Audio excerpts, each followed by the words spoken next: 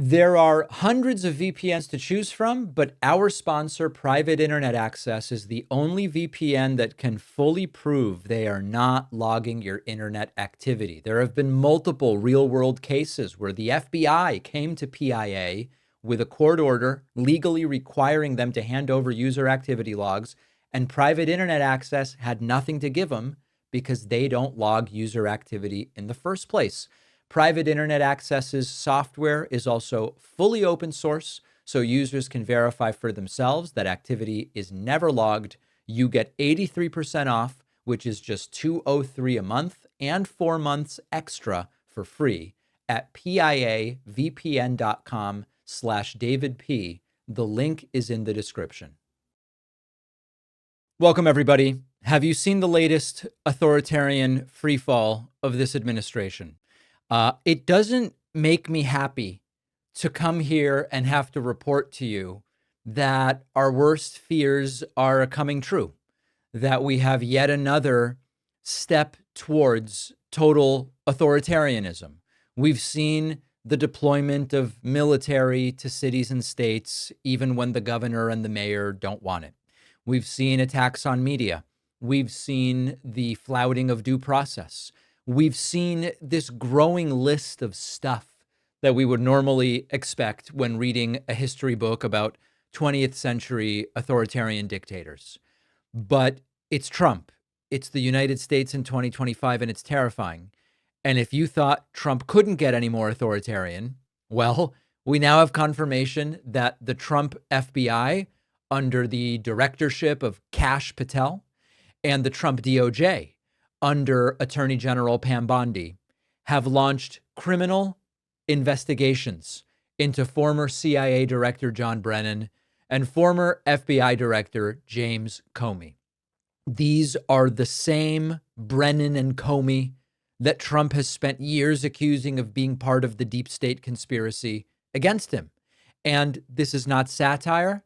They, of course, have not been charged with anything at this point. It's just an investigation. But this is exclusively and absolutely political. That's what this is about.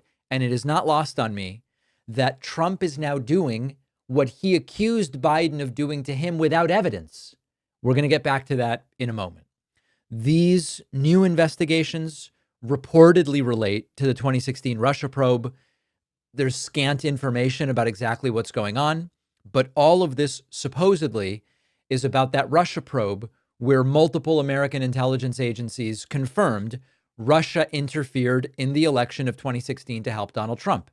It doesn't mean Trump and Vlad met personally to game out how Russia would help Trump. It's simply Russia had a preference for Trump over Hillary.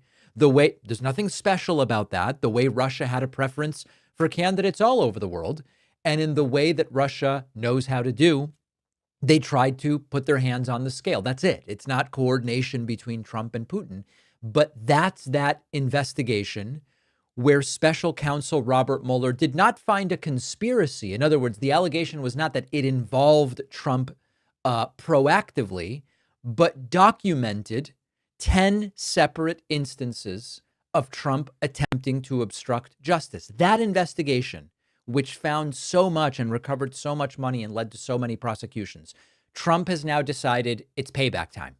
The kicker is that this is what Trump said Biden was doing and would continue to do had he been reelected, or ultimately if Kamala Harris had been elected. Trump spent years screaming, Biden's weaponizing the DOJ against me. Biden's weaponizing the DOJ against people who support me. And there was not a shred of evidence at the time for that. And as I warned, and as so many of us warned, when they loudly shout about things that aren't happening, what they really mean is this is what we would do if we were in that situation. When Trump was saying Biden's going to come after me really hard, what Trump meant was, if I were in Biden's shoes, that's what I would be doing. And Trump is now doing it. Not accountability. It's revenge politics. It's criminalizing the people who investigated him or who Trump perceives to be his enemies. And it's a move right out of the authoritarian playbook. Use the state to investigate your enemies. discredit the institutions that check your power, claim that you are actually the victim, and even better, you are the martyr. You were doing this for the people, and they're just coming after you. Fox News says their sources are from the DOJ on this, Trump's DOJ. We know that Trump's inner circle has been wanting to go after Brennan and wanting to go after Comey since, not even since day one, since before they even were elected.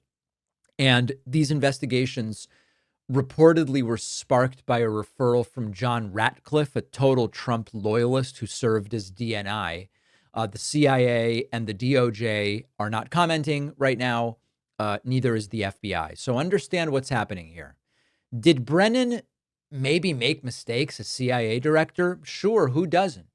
Did James Comey make mistakes? I mean, listen, one of the mistakes James Comey made was days before the 2016 election, after he had already previously held a press conference about the investigation into Hillary Clinton's emails, decided to hold an additional press conference, which was a factor. I'm not going to say it was the deciding factor, but the 2016 election was very close. Any one thing could be responsible for shifting 100,000 votes, which is all the election depended on at the end of the day. Comey decided, I'm going to do another press conference about the investigation into Hillary Clinton's emails. And some analyses suggest that that alone might have been enough to push Trump into the Oval Office. So it's not that Brennan and Comey didn't make mistakes. Every CIA director makes some mistakes. Every FBI director does. But that doesn't mean that Trump now directing these investigations from the DOJ and FBI are a legitimate pursuit of justice. And in fact, when you look at Trump, we see this escalating pattern of using federal power to go after perceived enemies. Let me screw the states. I'm going to send in troops to California. Yesterday, Donald Trump said, hey, you know what? We might have to take over, we, the federal government, we might have to take over Washington, D.C. and New York City and take power away from municipalities to govern themselves and just make these federally run cities. And then now it's use the FBI and DOJ to go after Brennan and Comey. And the irony is rich because Trump's White House is under fire from his own supporters for failing to provide evidence for their Jeffrey Epstein conspiracy theories. Now you have some of Trump's own eating him. It's the monster he created now going after him. But meanwhile, even though they are saying these agencies are now bad and they are part of the cover-up, they, on the other hand, go, no, of course, the DOJ and FBI are great agencies to go after Brennan and to go after Comey. So what does Trump do? He always tries to change the subject. And now all of a sudden, instead of accountability for the perceived lies about the Epstein probe, which we'll get to later in the show, it's, well, let's do something that my people will like with the FBI and the DOJ. Let's sick them on Comey and let's sick them on Brennan. So justice, very much not. Trump trying to rewrite history, yes. And at this point, I mean, listen, I don't think I have to convince you that if they get away with this, it's not going to stop with Brennan and Comey. It never does, right? On what planet, in what country would it be? Let me take the incredible authoritarian step of weaponizing investigatory agencies against two political enemies and then just stop there. I'm going to be satisfied with that and never try this again. Of course not. So later in the show, we're going to be speaking with attorney Mark Elias. This is one of the things that I do want to talk to him about. Donald Trump's White House press secretary, Karoline Leavitt, gleeful, visibly overjoyed at Donald Trump's latest authoritarian insanity, directing the FBI and the DOJ to go after James Comey, former FBI director, to go after John Brennan, former CIA director. The regime is in total free fall. Here is Karoline Leavitt speaking to Jesse Waters on Fox News, and she is celebrating these authoritarian criminal investigations. It's like it's Christmas morning and she's got her biggest cross on and she's ready for the gifts from Santa. Here she is talking about how great this is. We're finally going to get transparency and justice and accountability. There's obviously something to that. We just heard Caroline, I don't know if you saw the top of the show. It looks like there has been an investigation opened up into James Comey and John Brennan. possibly lying to Congress in a conspiracy over the Russia hoax. What can you tell us about that? Well, I just heard that news at the top of your show, and I'm glad to hear it because both of these disgraceful individuals turned against our Constitution and our country. And I'm sure they did, in fact, lie to Congress. And it's up to the Department of Justice to investigate that and to prosecute them if they did. And what we have seen is corruption at the highest levels against President Trump. The deep state threw everything at him to prevent him from coming back to this big, beautiful White House behind me. And he prevailed, and the truth must come out. And this administration is totally committed to transparency and to justice and to accountability. And we must have a rule of law in this country. We can't be a nation without law and order. That's what the president believes in. And I'm glad to see the Department of Justice is opening up this investigation. That's right. The people who don't want to answer a single question about why are Trump's hands so bruised and swollen? Is he getting IV medication for anything? They don't want to answer even that. But they are committed to transparency by weaponizing the DOJ and the FBI against their perceived political enemies. The people who haven't released a real economic report in weeks and who ran on draining the swamp, who end up filling government with their cronies and family friends, now are telling us the investigation into James Comey and John Brennan is going to give us truth and it's going to give us accountability. Give me a break. And so one of the things I think is important to do, and we'll talk to Mark Elias about this a little bit later, is we need to clarify that this is Trump using the federal government to fight vendettas against his political enemies or to air vendettas, to prosecute vendettas. These are criminal probes into the same two people who helped investigate Russian interference in 2016. The interference that every American intelligence agency confirmed did happen, even if Mueller couldn't charge a criminal conspiracy, which he couldn't. Comey led the FBI Trump-Russia investigation. Brennan ran the CIA when the U.S. concluded Russia interfered to help Trump. Trump has raged about these men for years, and now he's back in power. And so the DOJ is his tool. It's a toolbox of political payback. Caroline Leavitt's not denying it. She's celebrating it. Trump has claimed for years Biden's weaponizing the DOJ. What Trump meant was, if I were in Biden's position, I sure as hell would be weaponizing the DOJ. And now Trump is doing what he falsely accused Biden of doing, launching DOJ investigations into people he didn't like, people who hurt his feelings, people who he blames for exposing what happened in 2016. And so this is much closer to dictatorship than it is to law and order. And the really scary part is this is not some rogue faction in the government doing this behind closed doors. They've decided they're just, this is the government. Coming from the top, Caroline Leavitt, the official voice from the Trump White House, celebrating it. She's giddy. She even said, I'm sure they did commit crimes. What? That's not due process. A statement from the official White House press secretary that individuals who have not even been charged with a crime definitely committed crimes. It's not oversight. It's not justice. The only word we can really assign to this is that this is an attempt at revenge. We don't know how far this is going to go. And so we're going to do everything to continue supporting the movement for democracy, due process, and law and order. They don't really support that. They pay lip service to it, but they don't. And so I invite you to join us on our YouTube channel, youtube.com/The David Pakman Show. Join us on our Substack newsletter, substack.davidpakman.com. Do you ever feel like you're being watched online? It's because you are. Even in incognito mode, your internet activity can still be tracked by your internet service provider, by big tech, by data brokers, and even by the government. The solution is our sponsor, Private Internet Access, a VPN that hides your IP address so you can't be tracked online, and so you can access websites and content normally not available in your region. Private Internet Access is the only VPN that can prove in multiple ways they do not log your internet activity. Their software is open source. Anyone can see that the VPN is not logging your traffic. Multiple court cases have happened where law enforcement tried to get user activity logs from the company. The company didn't have them. You can choose from lightning fast IP addresses in all 50 US states and 91 countries. You can use private internet access on unlimited devices with just a single account. And my audience gets 83% off, which comes out to just $203 a month, plus get 4 extra months for free.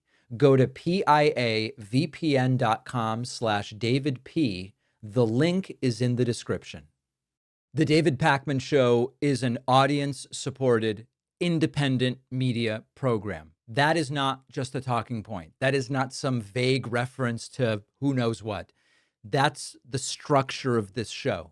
We're primarily funded by individuals like you who become members at joinpakman.com, who become Substack paid subscribers at substack.davidpakman.com. That's how we do the show. That's how salaries are paid for, connectivity, the studio, my ever problematic haircuts. It's all paid for. No, actually, I pay for the haircuts myself.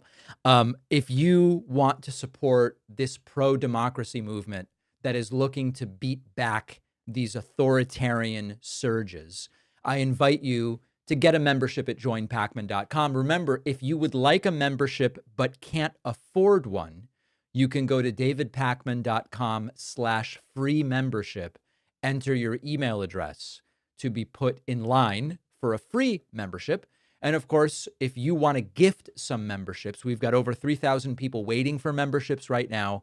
You can go to joinpakman.com and select the This is a Gift box. When signing up, we'll gift that membership to someone on the waiting list. Donald Trump has done the unthinkable. He is now suggesting the federal government taking over American cities. Washington, D.C., New York City. Trump is talking about federalizing the cities of the United States like these are companies he's about to acquire. No shareholder vote, though. No press release, just a smirk and a mumbled comment at a cabinet meeting.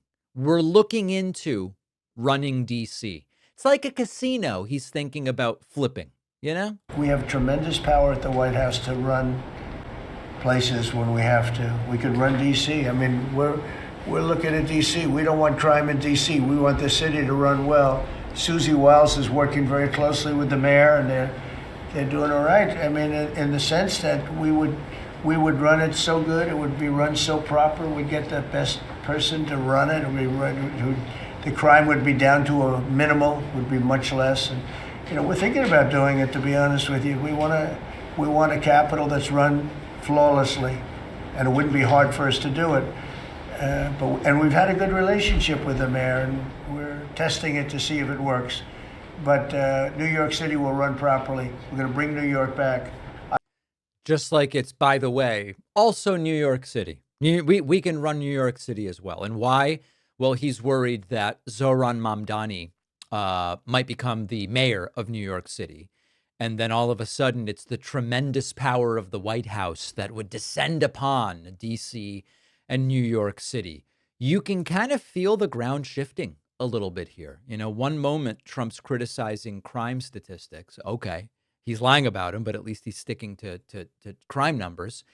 And then the next moment he's suggesting, well, maybe the elected governments of these cities don't really matter. Like the fact that voters in those cities have chosen their leaders, maybe I just take over. Or if I don't like who wins an election in New York City, I just take it over. These are not like backroom whisperings that he's ashamed to say publicly. He's on camera. He's saying it out loud. And it's sort of like, come stop me if you think you can. So not hypothetical. Donald Trump has already sent these heavily armed federal agents into Los Angeles. No warning, no coordination, certainly no request from the mayor of Los Angeles, Karen Bass, or the governor of California, Gavin Newsom. We're just doing it. That's it. Boots on the ground. Immigration enforcement, they said, but it really looked like a trial run for martial law. And so we are operating here with a new playbook. Mayor Karen Bass pushed back. She was told by a Border Patrol official, you better get used to us. This is how strongmen really operate. The rule of law isn't so important. The rule of law is something that's kind of like cool if it's convenient. But otherwise, it's we do what we want. We retroactively find some kind of a justification later. Maybe it's, oh, there's crime in DC. We had to take it over. Or there's homelessness in New York City. Why not? We've got to take it over. And that'll do for them. The part of, when we sometimes report on these accidental deaths in Russia, which are clearly not accidental, and some of you write to me and you go, David, how does Putin think anyone will believe these were really accidents? And the important thing to understand is that's the whole point. Putin pays lip service to these were accidents, but in a way where everybody knows they aren't really accidents. And that's the exact same idea here. It's we don't even respect you or care what you think enough to convincingly lie to you about what we're doing. We will deliberately, unconvincingly lie. It's such a shame that this political adversary of Putin fell out of a window and landed on a knife 14 times accidentally, right? And we go, that's not believable. That's the whole point. Part of the whole thing is we don't even care that we're lying about it. So you don't really need to squint to see the direction that this is going. It's DC, maybe it's New York City, then it's any mayor who resists, any governor who disagrees, any journalist who doesn't get in line. And Trump's not teasing out policy ideas. He's just mapping out the next phase. Consolidate power, centralize authority. Elections won't really matter if that's what Trump can do. And you read about this stuff in the history books. This is, if you want examples of how democracies sort of hollow out, you can read about this stuff, 19th and 20th century history. Now, as far as sort of takeovers of cities or states, after the Civil War, federal troops were stationed in some southern states. And there were people who said that's an overreach.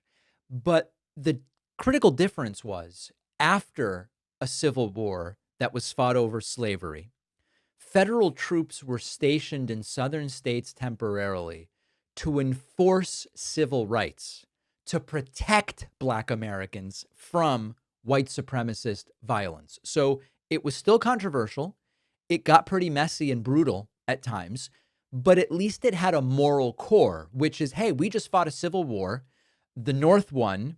We're not doing slavery anymore. We are going to be there to protect the rights of people. Trump is proposing the opposite. Trump is like, let's use federal power not to protect civil liberties, but to trample on them. Let's use federal power not to respect democracy, but to tell the people of DC and New York, I don't care who you voted for, we're coming in and we're going to be the ones who have the power. So when we see countries slide into authoritarianism, it often happens from the outside in, military coups, shadowy conspiracies, exiled leaders pulling strings. This is flipped. This is Trump sitting at the head of the table on national TV, spitballing, how can I seize more control that certainly no one voted to give me, and that isn't actually part of the way the country's organized. So rather than like a behind closed doors coup, it's a running monologue about how can I dismantle democracy more effectively. Fox is playing in the background. Trump's sitting there with his water in front of him and going, yeah, we might do it. So rather than a bang, it's these small, surreal steps.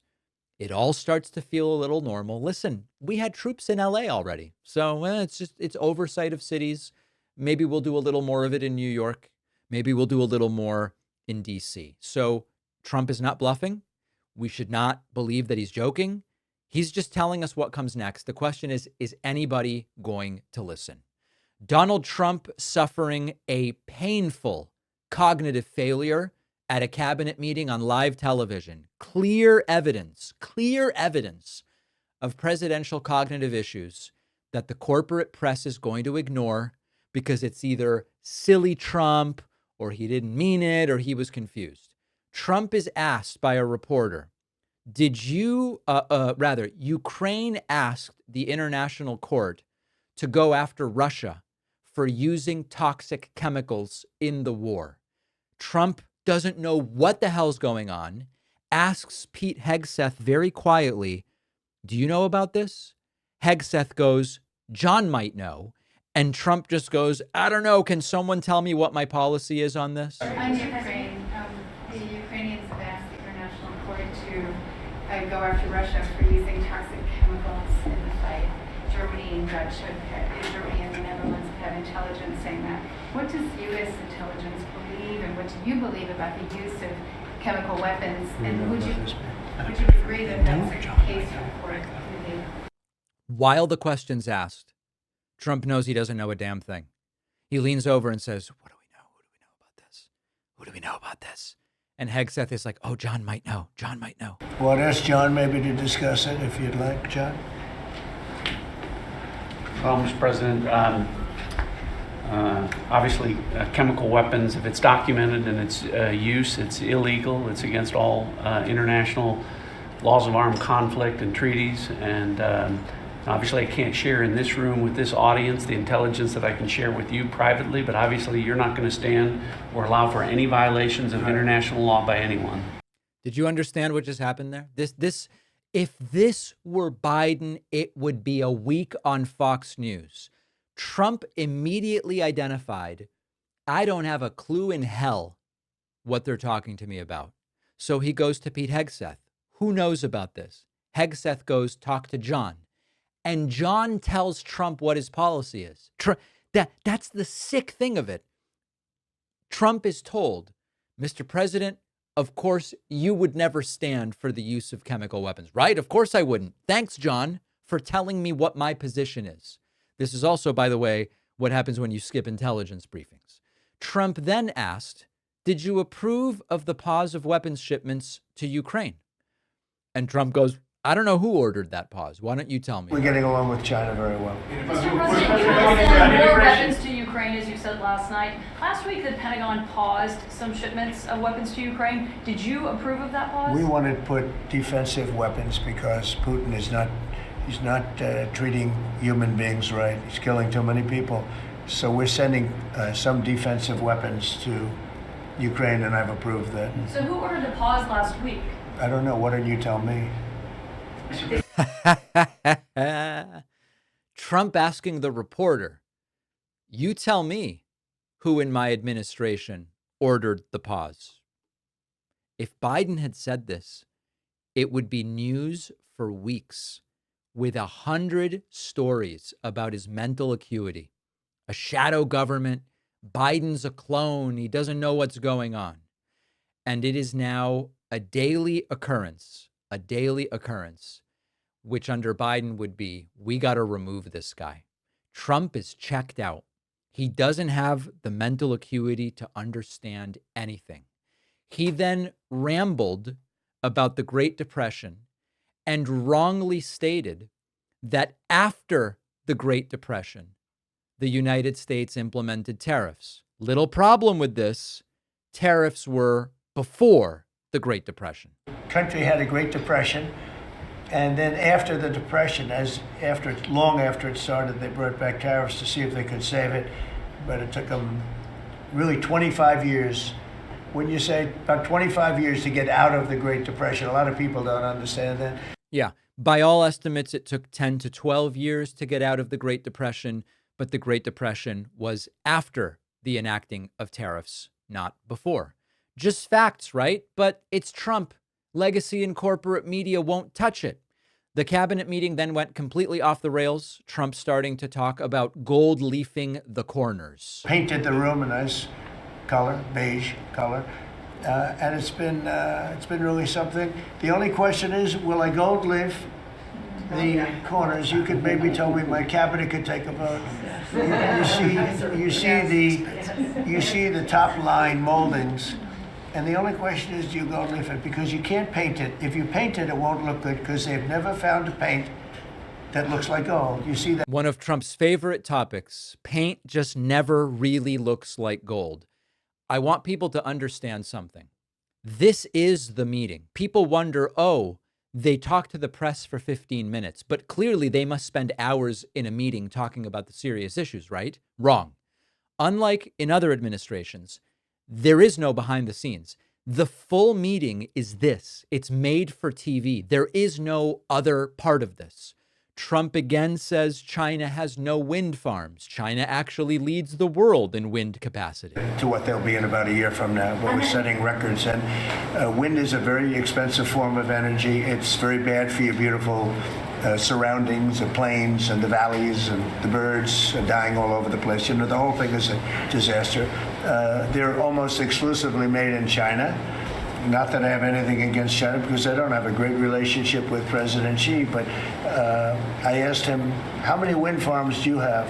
He makes them, but they don't have a lot of wind farms, I'll tell you, very, very few. And wind is tremendously expensive and is very ugly. And if you own a house that's inside of a windmill, your house is worth less than half. And you hear noises. And interestingly, in New England, you probably read where for 50 years, they had 2 wells washed up, 50 years. And last summer, they had 14 washed up. Now, I'm not saying that's the wind farm that was built, but maybe it is, right? Probably is. I'm not saying the wind farms in Massachusetts caused whales to wash up, but it probably is. And then this just going so off the rails, that Fox News felt they had no choice but to cut away to protect Donald Trump. It's nothing. We also painted the room a nice color, beige color, and it's been really something. The only question is, will I go live the corners? You could maybe tell me my cabinet could take a vote. You see the top line moldings. And the only question is, do you go lift it? Because you can't paint it. If you paint it, it won't look good, because they've never found a paint that looks like gold. You see that in the Oval Office. All right, we're about half past the hour here. This is America Reports. We have been watching this cabinet. So Fox gets the hell out of there as Trump basically rants like a guy in Home Depot about which paint is good versus not so good. That was the cabinet meeting. There was no high-level discussion behind the scenes before, after. That was the cabinet meeting. Corporate media will not talk about what's going on with this guy's brain. Tragic, tragic stuff. The David Pakman Show is an audience-supported program, and the best, most direct way to support the show is by becoming a member at joinpakman.com. You'll get the daily bonus show, the daily commercial-free show, and plenty of other great membership perks. Get the full experience by signing up at joinpakman.com. It's great to welcome to the program once again Mark Elias, a voting rights attorney and the founder of Democracy Docket, which is the leading digital news platform dedicated to information, analysis, and opinion specifically about voting rights and elections in the courts. Mark, we could start in any number of places, but because I told my audience that I would start here, I want to start with this news of the DOJ and FBI investigating former FBI Director James Comey, former CIA Director John Brennan. For years, we heard from Donald Trump, Joe Biden is weaponizing investigative agencies. And what he really meant was, if I were in Biden's shoes, that's what I would be doing. And in fact, it's what he is doing. How big of a deal is this really if you're James Comey or Brennan right now?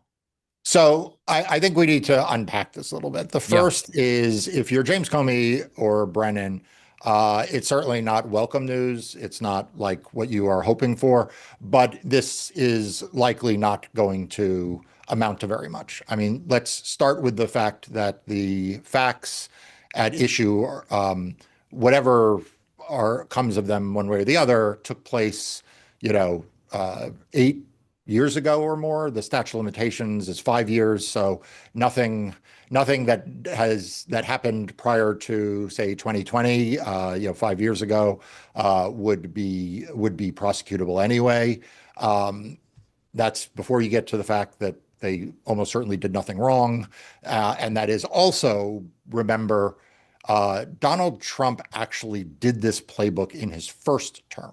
People forget this, but Donald Trump accused Barack Obama of wiretapping him, accused Hillary Clinton of election interference in 2016, and importantly, accused the FBI of election interference. And Bill Barr appointed John Durham, a special counsel, to look into the allegations specifically with respect to the FBI, which then looked at the Clinton campaign, also the other intelligence agencies.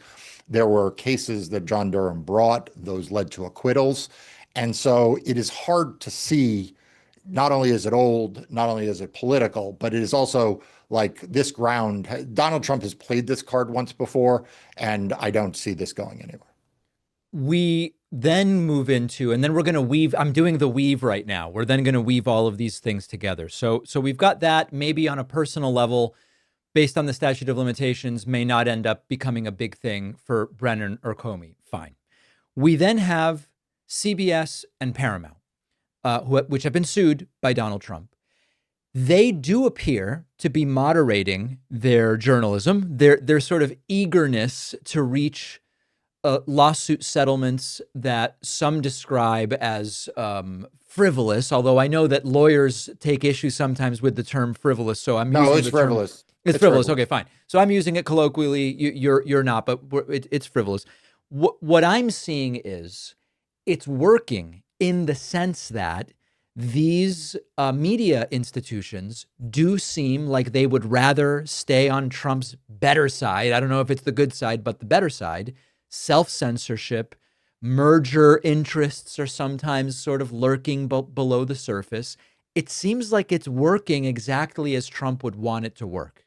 Yeah, look, I've been very outspoken about this. I mean, the lawsuit against CBS was frivolous. I mean, the argument was that it constituted election interference because CBS News edited a portion of video with Kamala Harris. Well, guess what? Like, news outlets regularly edit video for time. They edit it for clarity. If they didn't edit videos, Donald Trump would look even more incoherent than he often looks, because his news outlets edit his videos to try to get to the point. So that case is frivolous. The ABC News one, which it seems to have largely been modeled after, was not, I would not say frivolous, I'd say it was meritless. So maybe a degree, there was a little more there. There was a traditional defamation claim. But just to clarify that for your audience. But absolutely, look, the legacy media is capitulating to Donald Trump. Like, it is, I don't understand why people would trust lawyers who would sell out their principles in order to cut a deal with Donald Trump. And I don't understand why people would get their news from a news outlet that is willing to sell out its principles to cut a deal with Donald Trump. And people can give me all of the ancillary business reasons why this makes sense.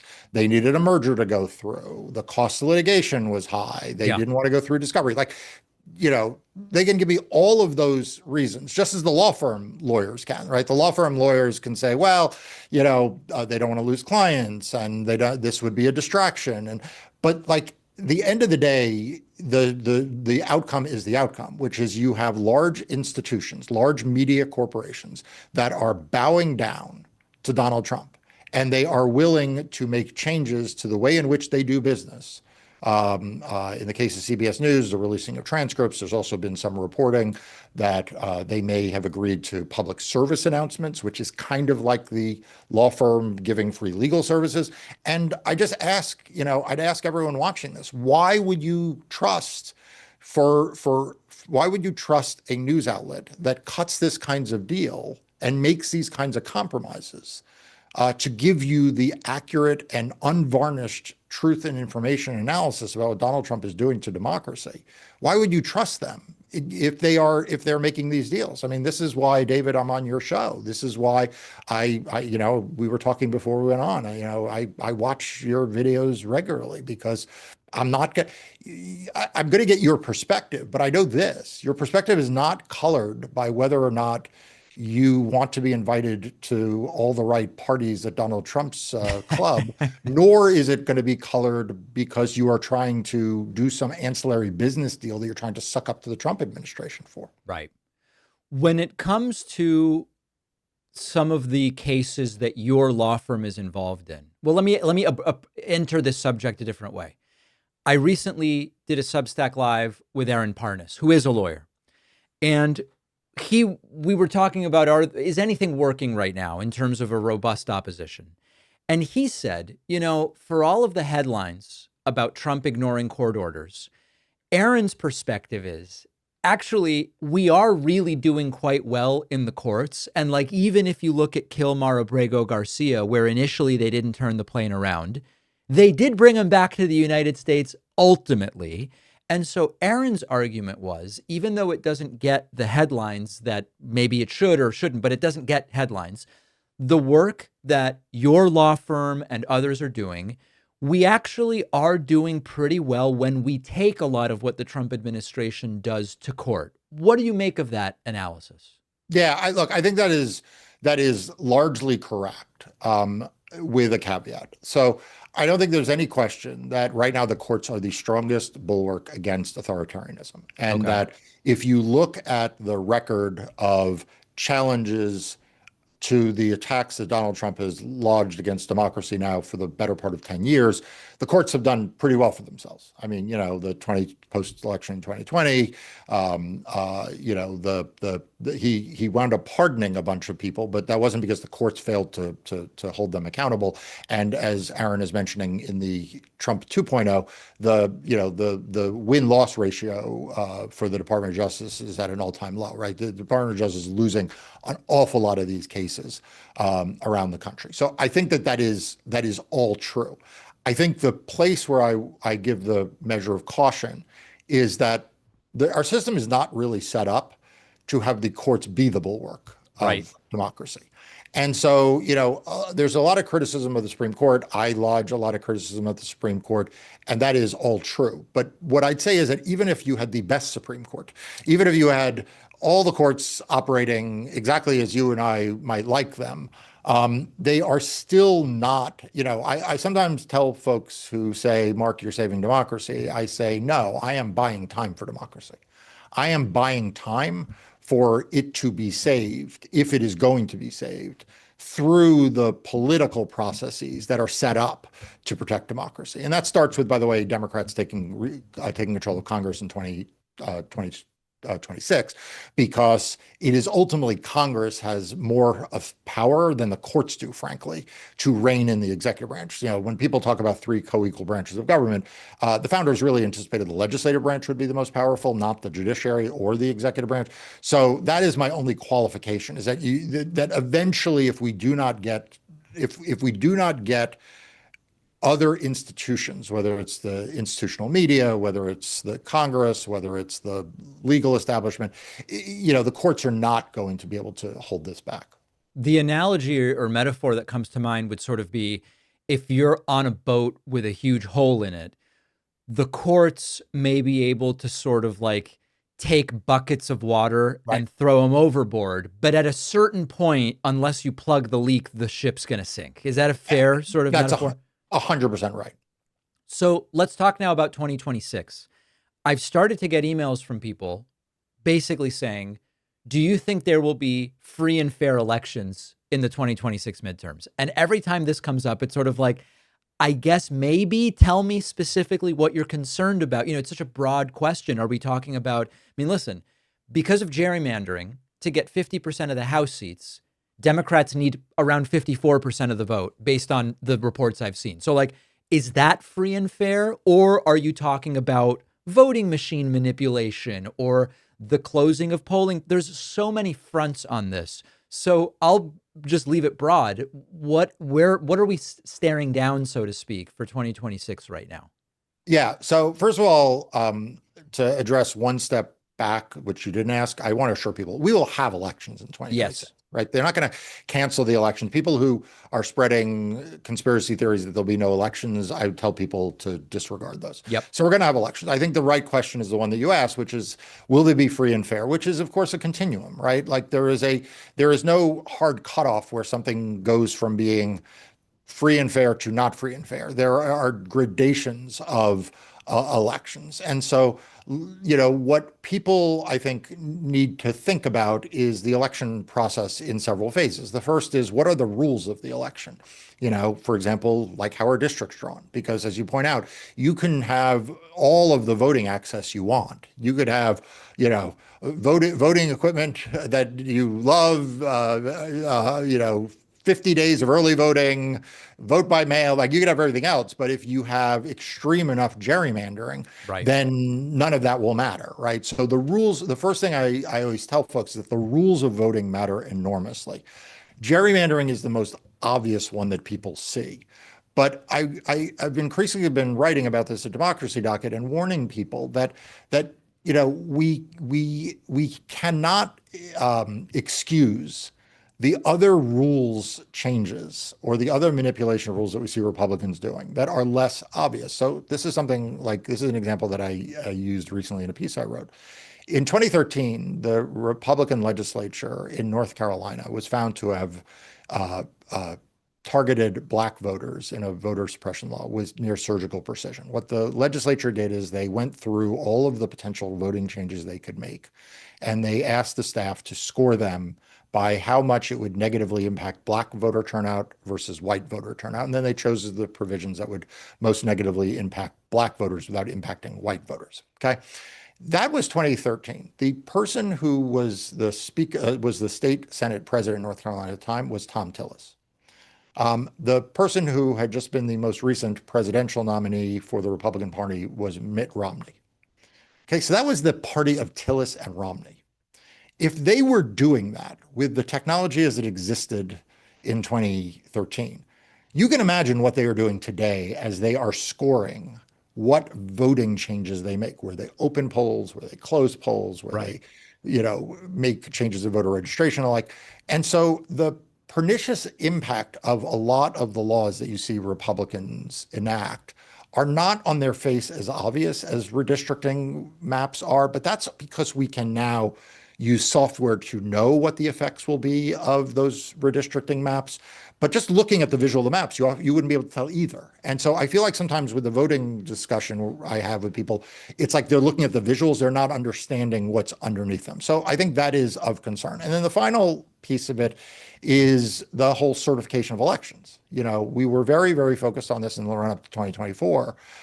In states like Georgia. Well, the only thing that changed is that Donald Trump won in 2024. It's not like the threat went away, and it's not like where I would tell people to be worried are in the following things. Number one, that the Republican voter suppression war machine is cranking away. The RNC and the Department of Justice, in tandem with them, are suing to make it harder for you to vote. If you are watching this video, almost certainly you are among the audiences being targeted with new voting restrictions and changes that you may not even notice, but will have an impact on who votes, who can vote, and whose vote counts.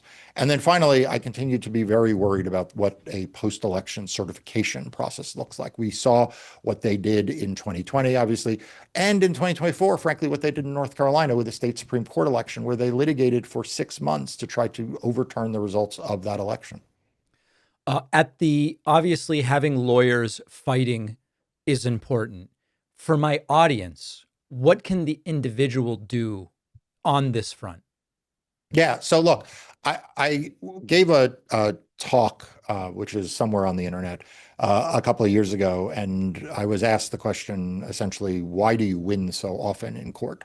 And what I said is that one of the reasons why we win so many voting cases is because the judges live in the communities that are being targeted, and they have neighbors. They go to soccer games, and they don't want to live in a community in which the community is concerned that their votes are not going to count, right? It's an abstraction to say someone else's vote maybe doesn't count, but the communities judges live in matter a lot. Culture, I think it was Steve Bannon said, or Breitbart, who said that, politics is downstream of culture. Well, that is true in the macro sense of politics. It's also true in things like voting. So the most important thing people can do is to share their views about the importance of voting and the importance in their communities to having free and fair elections. That will help win court cases. That will also help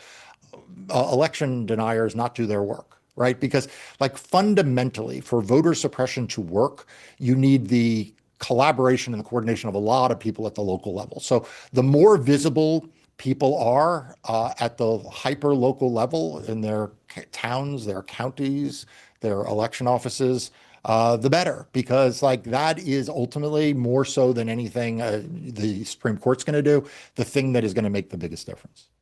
We've been speaking with Mark Elias, founder of Democracy Docket. Mark, will of course have you back as we get closer to the 2026 election to dig in more detail to exactly how this is all going. Always appreciate your time and your insights. Same here. And by the way, like I said, I'm a big fan of your show. I hope everyone watches it. And your book was a great read. So I hope people go out and buy that. Appreciate it. Thank you so much. Thanks. If you like this show, I would love for you to get my Substack writing. Each day, I'll send you a rundown of what's on the show, what's happening, what matters, why. It's free, no spam. Substack is also the only place where we own our data. So if we get censored on social media or on any platform, Substack's going to be the only way I can tell you what is going on. Sign up now at davidpakman.substack.com. Well, an absolutely furious Donald Trump exploded and cut off questions about Jeffrey Epstein when this came up during the completely fake staged cabinet meeting at the White House.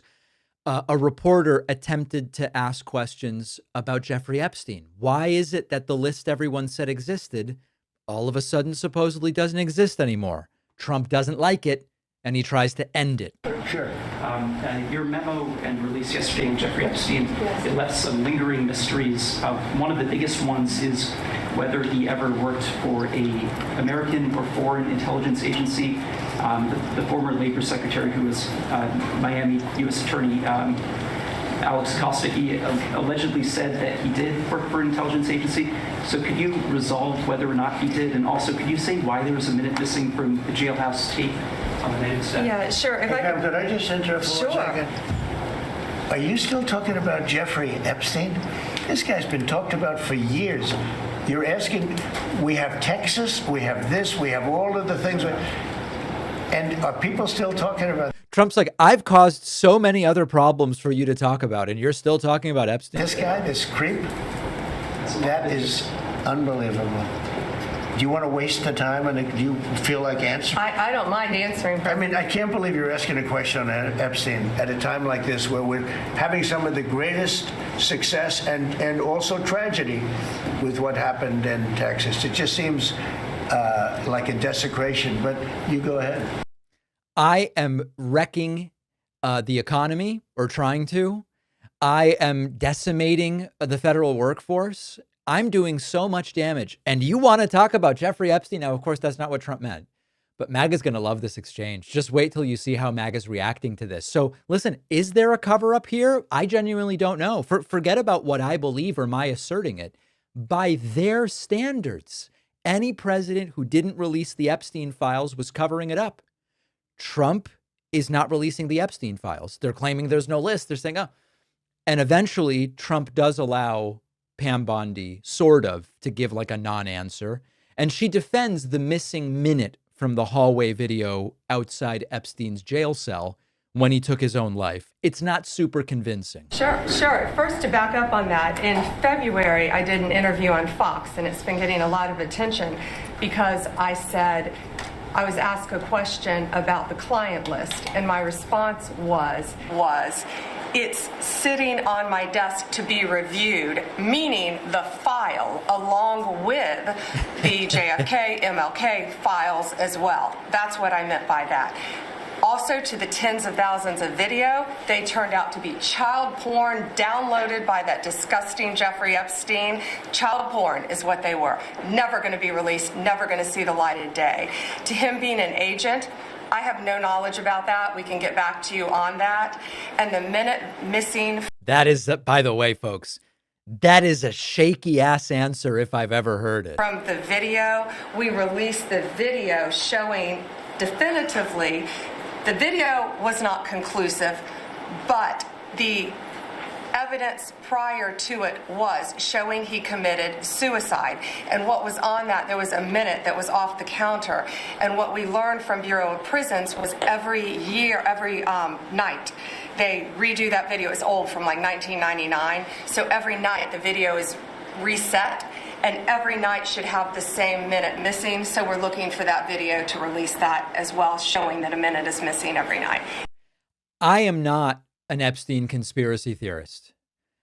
This answer just strikes me as someone who is using the most careful language possible to avoid saying something.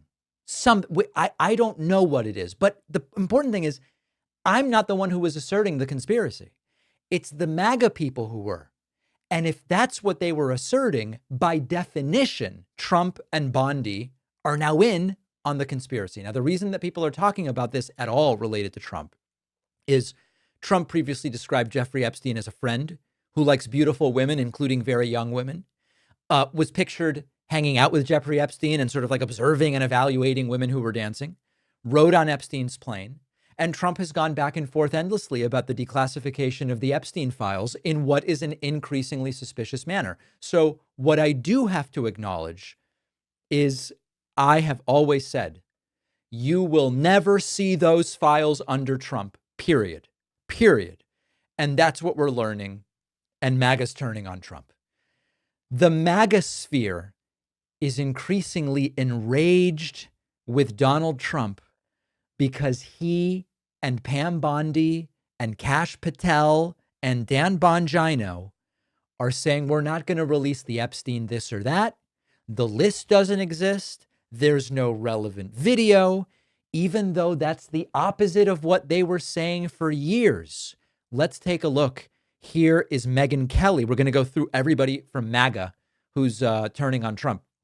Here's Megyn Kelly, very angry with Pam Bondi. Kind of an attorney general would pretend she's giving new information to some of the president's most loyal advocates in the press, buying ink by the barrel. So either Pam Bondi knew she was about to embarrass some of his most loyal surrogates out there and did that willingly, or she didn't take the time to make sure what was in those binders. She was too lazy to actually figure out none of this is new. And yet she called a meeting with the influencers that included Kash Patel, the head of the FBI, and the sitting vice president. So she's either lazy and incompetent, or she willingly humiliated some of the president's most loyal supporters. Now, Megyn Kelly's being careful not to go after Trump yet, but Pam Bondi is Trump's pick, and she is going scorched earth on Pam Bondi. We then go to Patrick Bet-David. Remember, these are all serious Trump supporters. Megyn Kelly showed up, and I think she even spoke at a Trump rally. Maybe she just went on stage and hugged Trump, but I think she spoke. Patrick Bet-David, overt supporter of Trump, he says this is the worst thing that's gone on so far. You talking about Epstein? Yeah. I think good to be back on with you, buddy. But this is what I will tell you. The number one trending hashtag right now on X is Epstein. 2 million people have tweeted with the topic of Epstein. Number two is Nicki Minaj at 100,000. Comey's at 42,500. There is a reason why people are asking about this. This is by far, and I'm a supporter. 3 times I voted for this man. This is by far the biggest fumble of the administration they've had thus far. And here's the reason why. If you remember the president winning, he had a conversation with Fox News, the great Rachel Campos Duffy, and she asked, Mr. President, 9/11, yes. John F. Kennedy, yes. Epstein, he didn't say yes. He was a little bit hesitant of bringing that information out. Why? Right. So why does his leadership team go out there and are like, we have this information and we're going to release this and cash? And let me tell you what we have with Pam Bondi out of the state of Florida. She knew everything about Bondi, about Epstein. Why are you fumbling this? Why are you not having an emergency meeting together to conversate and say, hey, we're going to be on the same page with messaging on this? All right. So Patrick Bet-David thinks it's no good. We then go to Tim Pool, another overt Trump supporter, voted for Trump. Tim Pool says Pam Bondi's obviously lying. The DOJ has released a 2-page memo stating that there is no Epstein client list and nothing uncovered would predicate criminal charges against any third parties. That is, my friend, you were all wrong. The conspiracy theories were all wrong. Jeffrey Epstein was simply a financier with a lot of rich friends who got arrested for trafficking and then killed himself. and there was no evidence about anything else, and he did everything by hand personally. Let me just cut through the BS. I am going to break this down. It's an obvious lie. I'm going to tell you why I think they're lying, and I think it's pretty obvious. But this is probably the most obvious lie of any lie ever told. And one need only logic and facts to break this down. There you go. That's Tim Pool. Benny Johnson says, guys, hold on a second. They're obviously not telling us the truth here. This is absurd. Pam Bondi was talking about Epstein. Cash was talking about Epstein. Bongino was talking about Epstein. Elon Musk was talking about Epstein. Trump has been talking about Epstein. He started his presidential campaign in 2016 by linking the Clintons to Epstein. What possible interest would the U.S. government have in keeping Epstein's clients a secret? Oh, if you're a journalist and you're not asking questions about this case, you should be ashamed of yourself. What purpose do you serve? I'm sure there's a middle-class teenager somewhere that you could be harassing right now, but try and do your job once in a while, says J.D. Vance about asking questions about Epstein. J.D. Vance, real tweet. Carolyn Leavitt, same thing yesterday. And just kind of like, effectively saying, there's nothing to see here. We have been transparent, but this is just not how the American people feel on this issue. And it's not how it's being communicated, right? So like one of the, the statement that Pam Bondi says, I misspoke, right?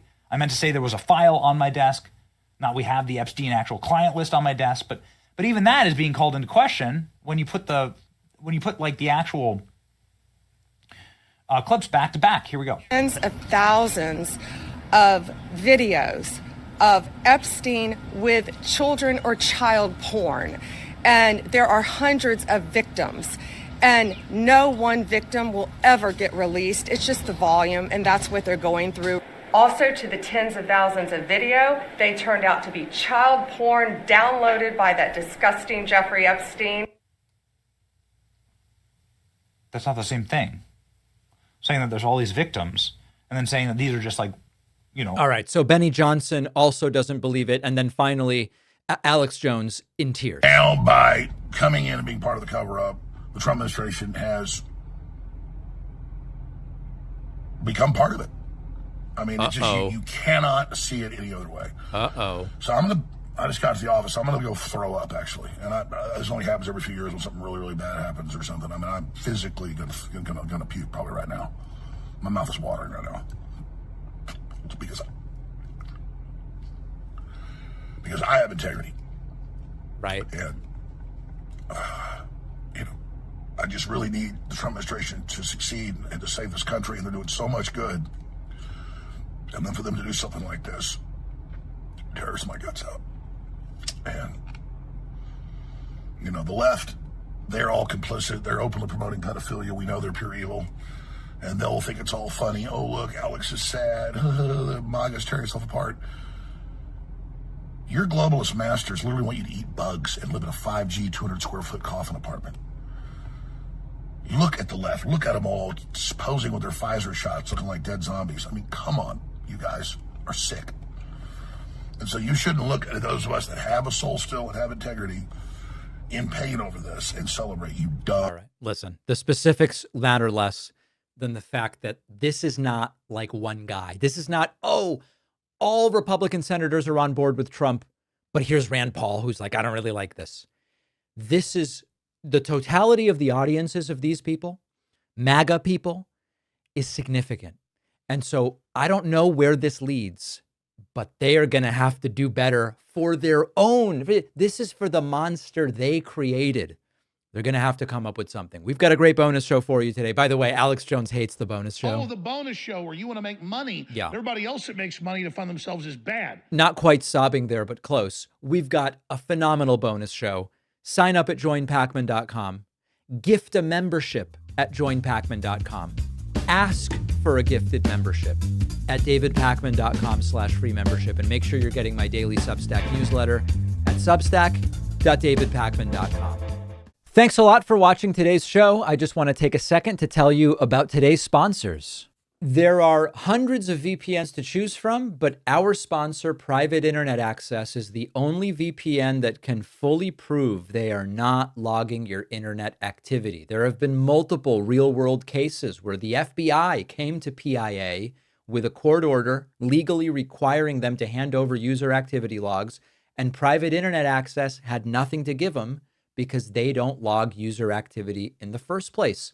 Private Internet Access's software is also fully open source, so users can verify for themselves that activity is never logged. You get 83% off, which is just $203 a month, and 4 months extra for free at piavpn.com/DavidP. The link is in the description.